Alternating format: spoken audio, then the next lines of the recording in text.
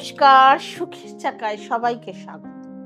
যদি আপনার বাড়ির কোনো রং ডিরেকশনে বাথরুম হয় এবং আপনার কাছে কোনো রকম উপায় নেই যে বাথরুমটাকে নতুন করে ভেঙে কোনো ভালো পজিশনে বসানোর, সেক্ষেত্রে আপনি কি করবেন? এবং আপনার কাছে অতটা ইয়েও নেই, অর্থও নেই, আপনি নিজের মতো তৈরি করে একটা বাড়ি বানাবেন সেরকম অর্থ নেই, বা যে নিজে একটা জিনিস তৈরি করে নেবেন, সেক্ষেত্রে আপনাকে সেই বাথরুমটাকে ট্রিটমেন্ট করে ইউজ করতে হবে।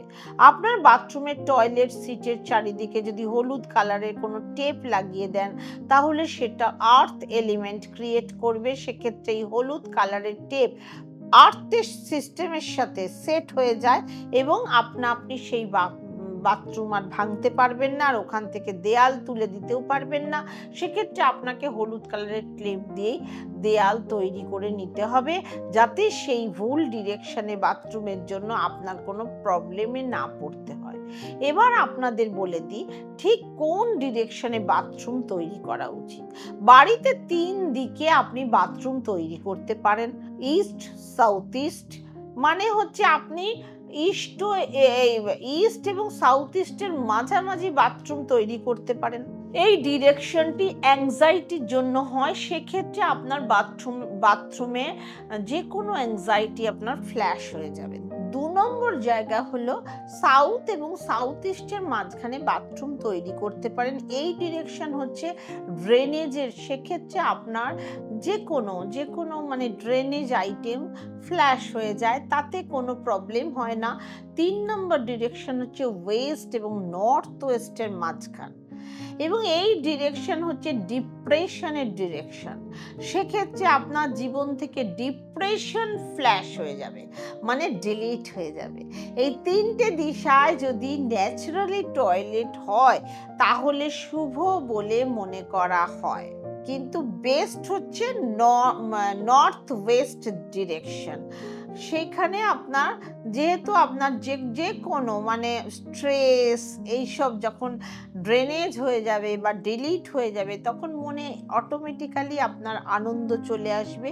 কিন্তু যদি আপনার বাথরুম অন্য দিকে হলো বা আপনার বাস্তু মেনে হলো না, তাহলে আপনি ওই কোমোডের চারিদিকে হলুদ রঙের টেপ অবশ্যই লাগিয়ে দেবেন, একটা বর্ডার দেবেন, এবং একটা কাঠের বাটি বা কাঠের বোলের মধ্যে সন্দক লবণ রাখবেন। প্রতি মাসে আপনি ওই লবণটা স্যাটারডে চেঞ্জ করবেন। যদি মনে করছেন বাথরুম আপনি অলওয়েজ টিপটপ রাখার চেষ্টা করবেন, পরিষ্কার পরিচ্ছন্ন রাখার চেষ্টা করবেন। নোংরা বাথরুম হলেই আপনার এনার্জি লস হবে, রাহু আপনাকে গ্রাস করবে, আপনার অর্থনৈতিক কন্ডিশন ভীষণ খারাপ হয়ে যাবে, সব সময় কিছু পাচ্ছেন না। কিন্তু তাহলেও আপনি শনিবার আপনি একটা মাগের মধ্যে কিছুটা হারপিক, 4 ছিপি হারপিক নিয়ে তাতে একটু জল মিশিয়ে মাথার চারিদিকে আপনি 8 বার ঘুরিয়ে ফ্ল্যাশ করে দিন। তাতেও দেখবেন বাথরুমও পরিষ্কার থাকবে, আর আপনার সমস্ত নেগেটিভিটি যেন ফ্ল্যাশ আউট হয়ে যায়, এবং তাতে আপনার রাহু স্ট্রং হবে। তার ফলে অর্থনৈতিক পরিস্থিতি অনেক উন্নতি হবে। রাহু কি করে? ঋণগ্রস্ততা আনে, বাধা আনে, জীবনে প্রচণ্ড নেশা। যাদের ঘরে প্রচুর নেশা ভাঙ চলে, তাদের জানবেন শনি রাহু চন্দ্র রাহু সব কানেক্টেড হয়ে গেছে। তারা নেশার চোটে এবার মারপিট, ঝগড়া, দাঙ্গা, কোনো কিছুই সেই ঘরে বন্ধ নেই। তারা কিন্তু বাথরুমের দিকে ধ্যান দিন, দেখবেন নিজের বাথরুম যত ঝাঁ চকচকে থাকবেন, জীবন থেকে ঝগড়াঝাটি, অশান্তি এবং রাহুর প্রকোপ তত আপনার নেগেটিভ জিনিস আপনার জীবন থেকে চলে যাবে। এবং রান্নাঘরে বসে বাড়ির যে মেন সদস্য, সে যেন রান্নাঘরে বসে যখন ধরুন রুটি তৈরি হয়, গরম রুটি যেন বা গরম জিনিস, গরম খাবার রান্নাঘরে বসে যেন 2-1 দিন হলেও সপ্তাহে খাওয়া দাওয়া করে, তাহলে ঋণ ধার এসব থেকেও আপনি মুক্তি পাবেন। বাড়িতে আরশোলা হলেই আপনি হিট স্প্রে করবেন, কিন্তু কোনো মতেই বেশি আরশোলা পোকামাকড় বাড়িতে থাকা মানে সেখানে রাহু, বাড়ির লোকেদের রাহু খারাপ।